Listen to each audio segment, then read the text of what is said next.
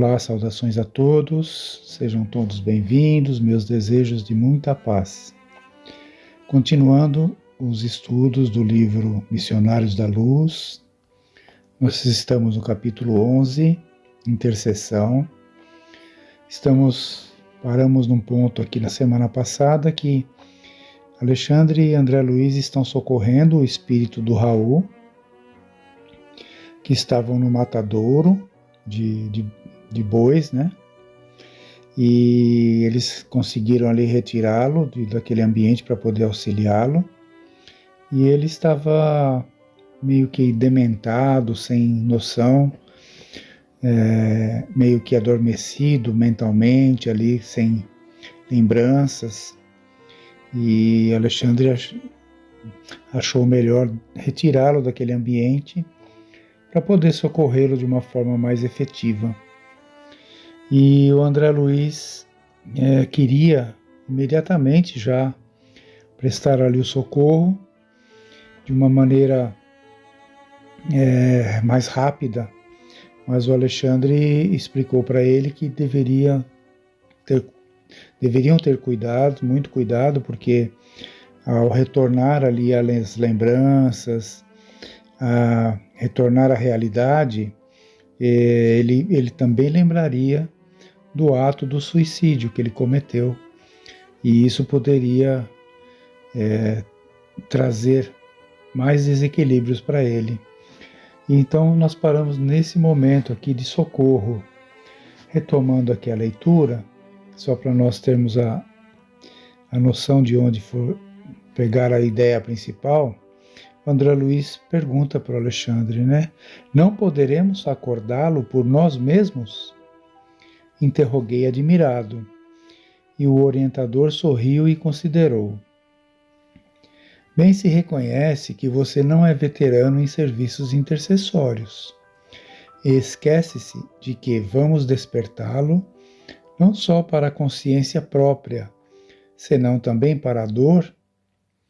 Romperemos a crosta de magnetismo inferior que o envolve. Olha, ele estava envolvido no magnetismo inferior, no domínio daqueles espíritos que estavam ali sugando as suas energias, dominando, né? Escravizando ele. Então ele estava envolvido nesse magnetismo inferior, como o Alexandre fala.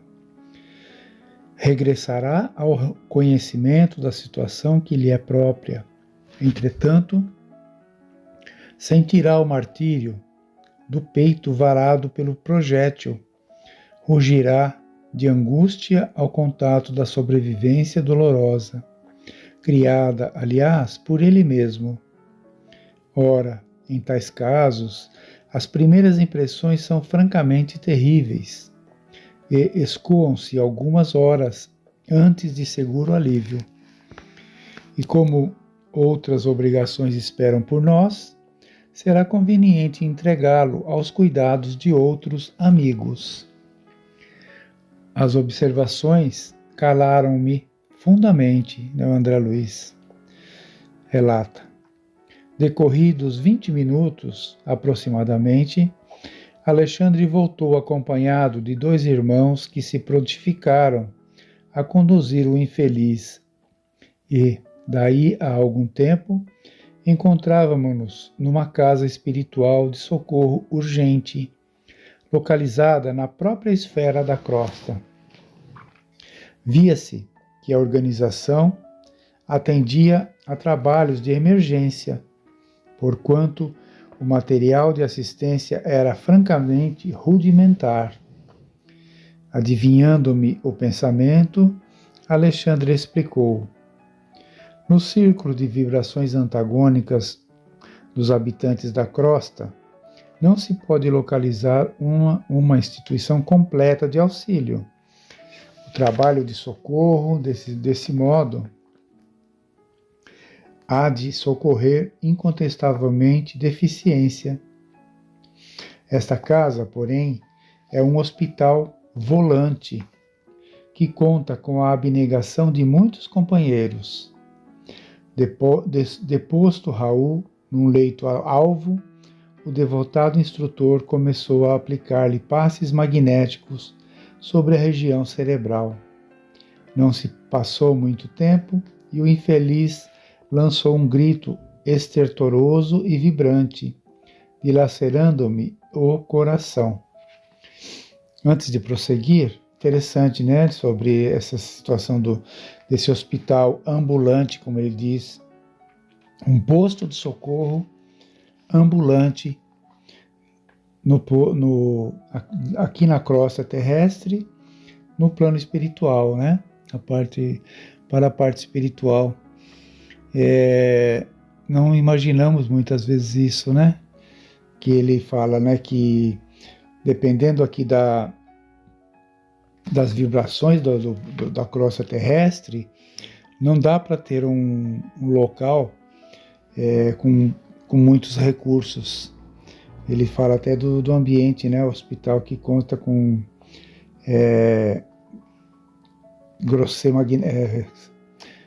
materiais grosseiros, né? Ele quis dizer aqui, que sejam para os primeiros socorros mesmo. Que interessante, muito interessante isso. Aí eles Raul foi colocado num leito, né? E começaram ali os primeiros atendimentos do instrutor Alexandre. Importante, né, observarmos que como se fosse um pronto-socorro mesmo da Terra, né, que nós conhecemos aqui na Terra. Aí ele continua dizendo então, o instrutor Alexandre, né, começou a aplicar-lhe passes magnéticos sobre a região cerebral. Não se passou muito tempo e o infeliz lançou um grito estertoroso e vibrante, dilacerando-me o coração. Aí o Raul dizendo, né? Eu morro, gritava Raul, em suprema aflição, tentando agora escalar as paredes. Acudam-me, por caridade. E comprimindo o peito com as mãos, exclamava em tom lancinante, meu coração está partido, ajudem-me, não quero morrer. Enfermeiros solícitos amparavam-no com atenção, mas o paciente parecia tomado de horror. Olhos esgazeados e máscara de sofrimento indefinível. Continuava gritando estentoricamente, como se houvesse acordado de pesadelo angustioso. É o que o Alexandre previa, ele já tinha dito, né, há pouco tempo atrás, que o acordar dele seria perigoso fazer ali naquele local onde eles estavam, tinha que ter um socorro mais adequado, né? E é justamente o que aconteceu, todo esse desequilíbrio que ele desperta aqui, né? Com as lembranças, com a dor até no peito, tudo isso está acontecendo mesmo. Continuando aqui, olha, ele continua delirando aqui, né? Esther, Esther, chamou o infeliz, recordando a esposa devotada. Vem em meu auxílio, pelo amor de Deus, socorra-me. Meus filhos, meus filhos. Alexandre acercou-se dele paternalmente e concluiu, né? E obtemperou. Raul, tenha paciência e fé no divino poder. Procure enfrentar corajosamente a situação difícil que você mesmo criou e não invoque o nome da companheira delicada. Nem chame pelos filhos amados que deixou na sua antiga paisagem do mundo, porque a porta material de sua casa se fechou com os seus olhos. Se você tivesse cultivado o amor cristão, prezando as oportunidades que o Senhor lhe confiou, fácil seria, num momento desses, regressar a um ninho afetuoso para rever os entes amados, ainda que eles não conseguissem identificar a sua presença. Mas agora, meu amigo, é muito tarde. Olha o choque de realidade, né, que o Alexandre está passando para ele, sem meias palavras, vamos dizer assim, sem ocultar ali a verdade, porque não, ele tinha que ter essa consciência real, né, de que tudo aquilo que ele estava passando foi causado por ele mesmo. Se fosse em outra situação, ele até poderia ser levado para rever a esposa, os filhos, mas nessa condição ele não tem ali ainda esse preparo, né, não tá, vai ter que esperar bastante tempo ainda. Mas agora, meu amigo, é muito tarde. É necessário aguardar outro ensejo de trabalho e purificação, porque a sua oportunidade com o nome terrestre de Raul já finda.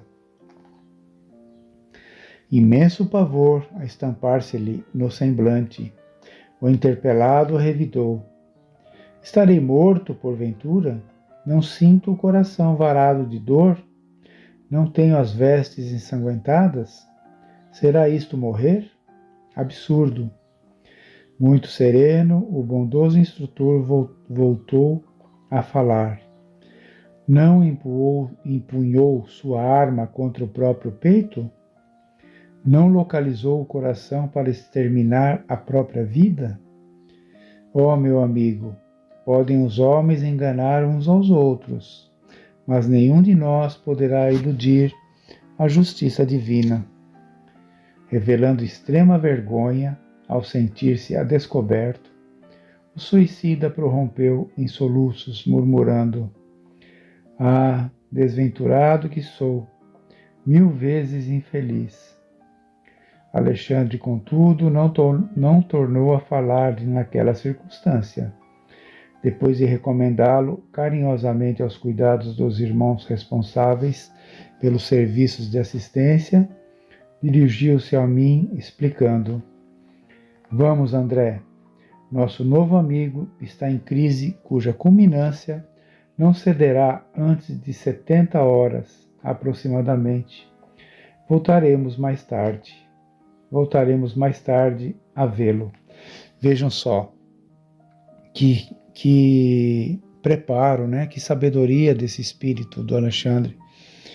Não adiantaria ele ficar ali querendo convencer aquele espírito da situação dele, trocando ideias, falando, e ele retrucando, né?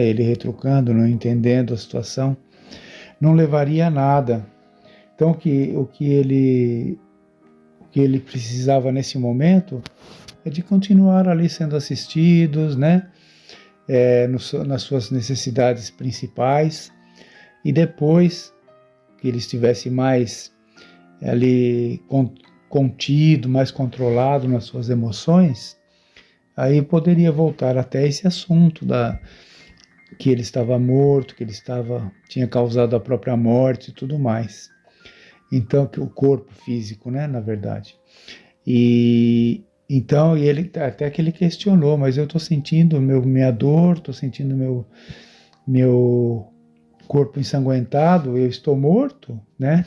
E Alexandre já deu algumas indicações para ele, mas não adiantaria continuar naquele comentário que ele não ia entender. Então essa é a situação para vir no momento certo, oportuno, mais informações, né? Isso que nós temos que entender para nós também termos essa capacidade de se preparo para agir dessa maneira também.